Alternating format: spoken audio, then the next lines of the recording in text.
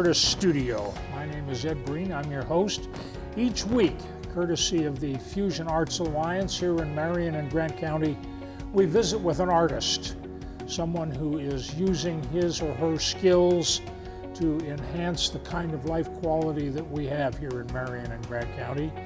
Talk to them a little bit about what they're doing, why they're doing it, and what the community can be doing to sustain and foster their kind of work.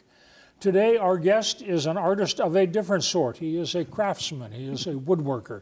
Tim Andrews, welcome to the Fusion Artist Studio. Well, thank you for the invite. How did you get to this point? You're a Marion native. That's correct. Went to Marion High School. Proud member of the class of? 1971. Okay. Before you got into how did you get into woodworking? Well, actually, in junior high, I took a shop class at the old Jones Junior High up on Nelson Street. And I kind of dabbled in it a little bit there and learned how to cut with a handsaw and just some fundamental things there. Made a birdhouse. Yeah, something like that. I don't even remember what. Okay. Got interested in it? Correct.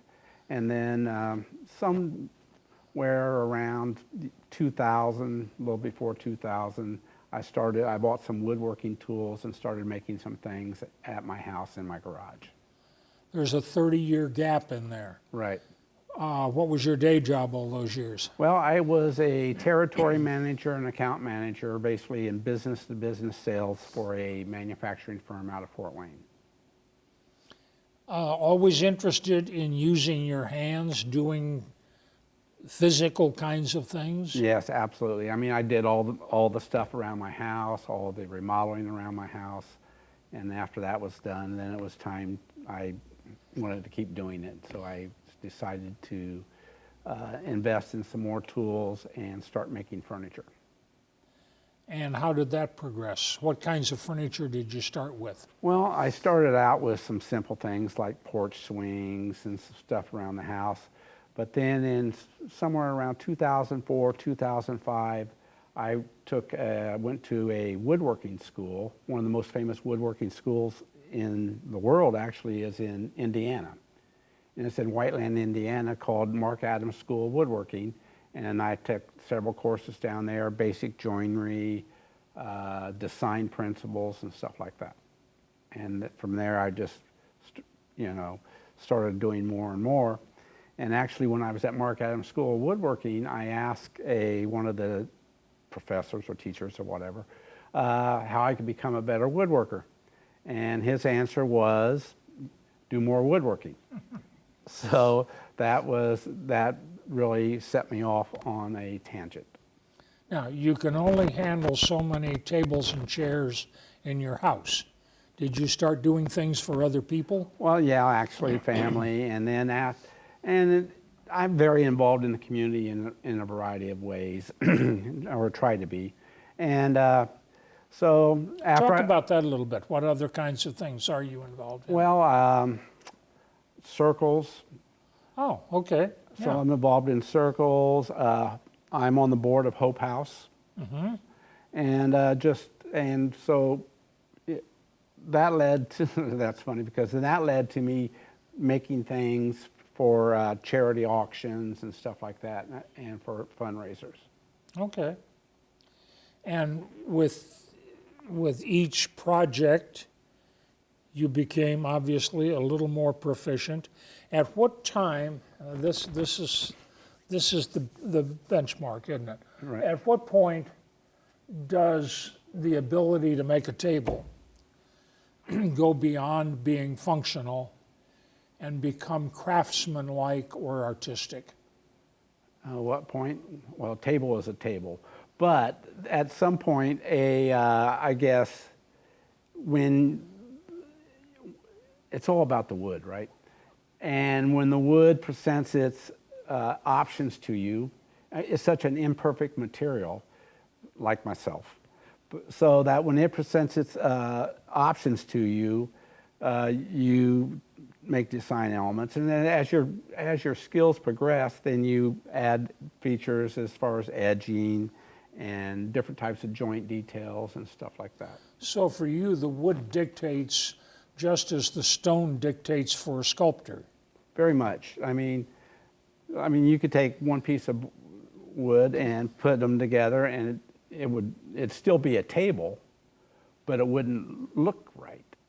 So you take the options that the wood gives you, and you incorporate that into the design. So maybe add some type of butterfly or a design element into the tabletop to enhance its qualities. Talk about those materials. What do you use as a source for wood? Well, I have a very small shop, and I have a jointer and a thickness planer. But basically, to answer your question, I go to sawmills. A lot of times I buy raw wood from that's advertised like on Marion Classified and stuff like that. But generally I buy it from sawmills in the rough state. Is that part of the fun? Yeah. I mean, when you buy lumber in the raw state, it's still rough. You really can't see what it's going to be. So actually it doesn't really reveal itself until you plane it down and mill it and get it ready to produce. So recently I made a table for a gentleman who's in this room, by the way. And when I put the wood together, it just didn't look right. So I designed, or this is where the artistic thing, so I designed and added a couple elements in there to make it come together as a piece. What kind of wood do you prefer? Well, my family prefers walnut. So I guess walnut's probably my preferred wood. All right. Without the family suggestion, what wood do you prefer? I would prefer well, again, it depends on the project. Okay. Right? Because not every wood's good for every project. But I mean, the most beautiful woods are like curly cherry or curly maple, something along that line. You said a table is a table is a table. You go beyond that. You start doing chairs, cabinetry, shelves. What kinds of pieces do you enjoy? Well, my last project was I made 6 console tables for people in the community. And then I've made chairs, tables, I don't know, anything you can think of, I've made. Now, I'm presuming there is not a nail involved. No nails. Standard traditional joinery. I classify myself as a hybrid woodworker. So I use a combination of electric tools and traditional joinery, chisels, hand saws, planes for my joinery. Is there a challenge in using only the tools of the past? Do you get into that at all? Yeah, I use hand. All of a sudden it's 1840 and you're making a table kind of thing? Well, I don't want to work that hard. But I mean, I'm not going to take a raw piece of wood and thickness it down and smooth it totally by hand. All right. Because, I want to get something done before I die. But you do develop an admiration for those who did. I drive my wife nuts. I have so many tools, hand tools. But I use hand tools in every project that I make. Chisels, hand saws, back saws, everything. I do all my joinery traditionally. Okay. Glue involved, or is it all? Just glue and joinery. Okay. Mortise, tenon, dovetails, miters. Is there a community out there of folks who do what you do that you are in touch with? Oh, it's immense. You would not believe how many woodworkers are. I mean, there's standalone industries like that school that I went to. In Whiteland. I mean, they draw from all over the world, and the teachers are from all over the world. So, but yeah, I mean, Facebook clubs, Facebook groups, there's clubs in Indianapolis, a variety of woodworking, just devoted strictly to woodworking. Are there local folks who are doing what you do Yes. that you go have a cup of coffee with and talk about the problems that you're dealing with? Occasionally. There's a guy that lives close to me that does a lot of woodworking, but it's a funny story. So as far as meeting people that do woodworking on Facebook, there's a group called Unplugged Woodworkers. These are people that do traditional woodworking strictly by hand, or at least they say they do, but everybody cheats. But don't turn the power off. yeah, right. When you're not looking. But anyway, so there was a guy on there that I reached out to that I found out he was in Kokomo, so I sent him a message and said, hey, let's get together and have a cup of coffee. So we met for coffee, and now he's one of my best friends. Okay. And we get together quite regularly. Do you try to cultivate customers at this point? Are you doing things for friends, for family, but you want to go beyond that? No. I thought about it. Actually, when I first started taking it up and I took those courses in Whiteland, I thought about perhaps, making some pieces to supplement my income. But I have a very small shop, 12 by 20, I can't remember. But anyway, so I'm a one-piece person, and in order for to make any money, you'd have to be a production type operation. So that's when I made the decision just to make things for family and for people in the community. I love making pieces for people that are doing things for the community and giving them to them. Okay. Are there projects that you will undertake simply because you saw a photograph or a drawing or saw something in a painting, piece of furniture from 150 years ago that you say, I want to do that, I want to replicate that piece? Not really. I mean, I kind of go by the design principle. It's function first, right? So if I'm going to make something, I have a definite purpose, a definite function in mind, and then I go to the form, and that's where the design and the artistic element comes into play. Let's talk about the artistic thing a little bit more. The craftsmanship side of it, you understand. You've been at it since junior high school. At what point do you begin to consciously say, maybe I'm an artist?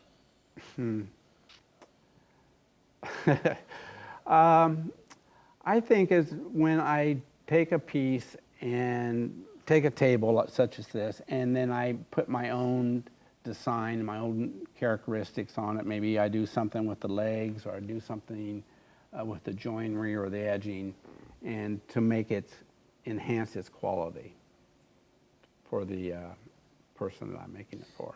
If you had to classify the style that you prefer, what would it be? I like clean lines. It used to be I'd made traditional mission furniture, but then over the years my eye has went to more clean lines and the mid-century type furniture. Okay, all right. A few less angles, a little less geometry. Maybe less detail. Okay. I don't want to say less detail, but less traditional details, because everything has a detail of some sort.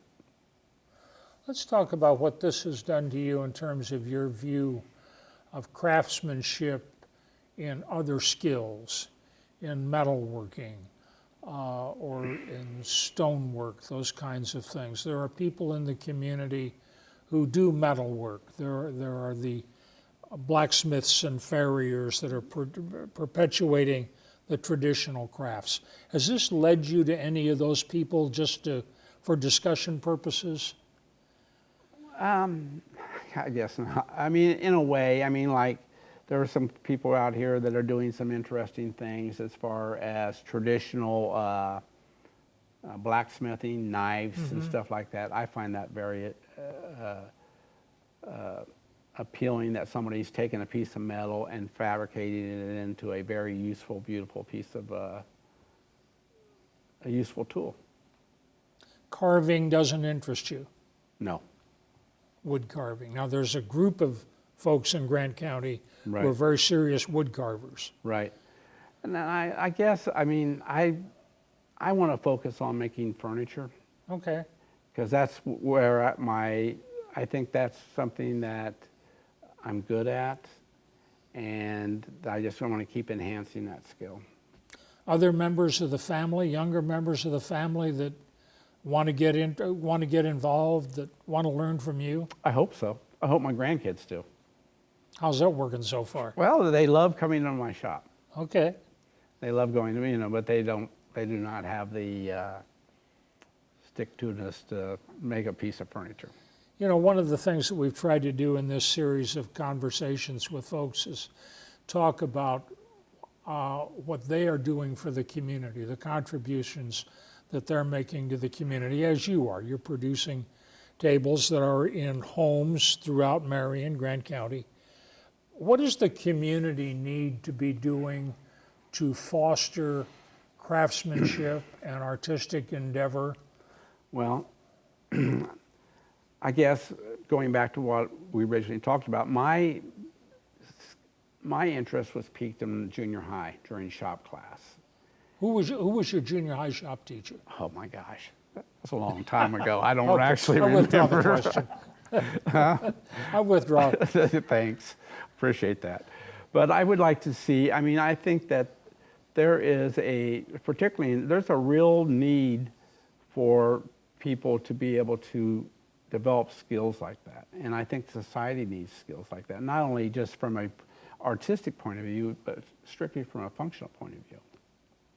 So I would like to see, I guess, wishful thinking that the schools would bring back shop class, home ec, and stuff like that, And those are pretty much gone from the scene. as far as I know.